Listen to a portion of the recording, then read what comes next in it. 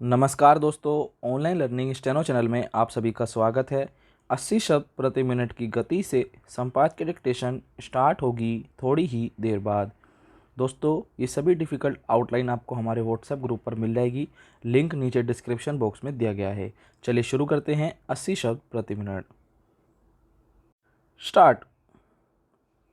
कुश्ती महासंघ में यौन उत्पीड़न को लेकर चल रहे आंदोलन के बीच यह चिंताजनक तथ्य उजागर हुआ कि 30 में से 15 खेल महासंघों में व्यवस्थित आंतरिक शिकायत समिति नहीं है। कुश्ती महासंघ समेत 5 खेल महासंघों में आंतरिक शिकायत समिति गठित ही नहीं है। कुछ खेल संघों में समिति तो है, पर उनमें कोई योग्य सदस्य नहीं है। कुछ में कोई बाहरी सदस्य नहीं है। इस पर राष्ट्रीय मानवाधिकार आयोग ने खेल संघों से जवाब तलब किया है। यौन उत्पीड़न कानून के तहत हर संस्थान में आंतरिक शिकायत समिति का गठन अनिवार्य है। विशाखा कानून के तहत यह प्रावधान इसलिए किया गया था कि अगर किसी संस्थान में किसी महिला के यौन उत्पीड़न का प्रयास किया जाता है तो वह उस समिति के पास अपनी शिकायत दर्ज करा सके। उस समिति को अधिकार दिए गए हैं कि वह दोषी व्यक्ति के खिलाफ दंडात्मक कार्रवाई कर सके।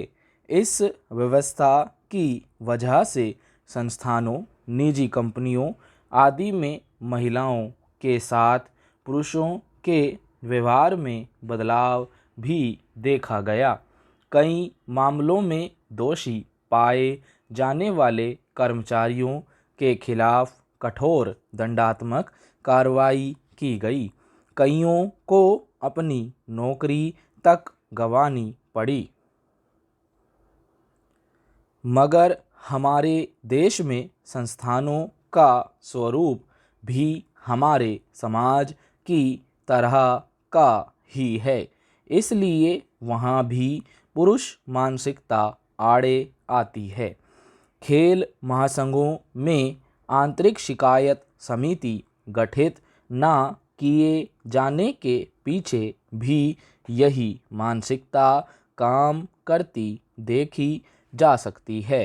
इन समितियों में संस्थान के भीतर के कुछ ऐसे कर्मचारियों को सदस्य बनाया जाता है जो यौन उत्पीड़न को रोकने में मददगार साबित हो सकते हैं। उनमें महिला कर्मचारियों को तरजीह दी जाती है। फिर कानून में यह भी प्रावधान किया गया है कि उन समितियों में कुछ योग्य बाहरी लोगों को भी सदस्य बनाया जाना चाहिए। ऐसा इसलिए कि संस्थानों के भीतर किसी प्रकार के पक्षपात आदि के चलते शिकायतकर्ता को अन्याय का शिकार न होना पड़े। मगर इन नियमों का पूरी तरह पालन करना तो दूर, कई संस्थान आंतरिक समिति गठित करने की अनिवार्यता को ही धता बताते नजर आते हैं।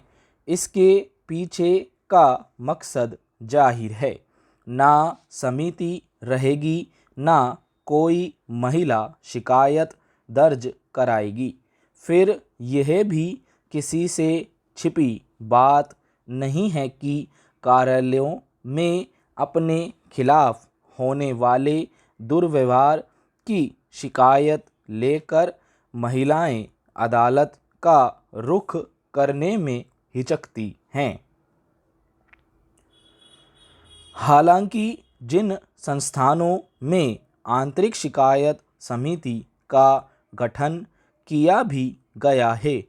उनमें से बहुतों में पक्षपात की शिकायतें मिलती हैं। स्टॉप।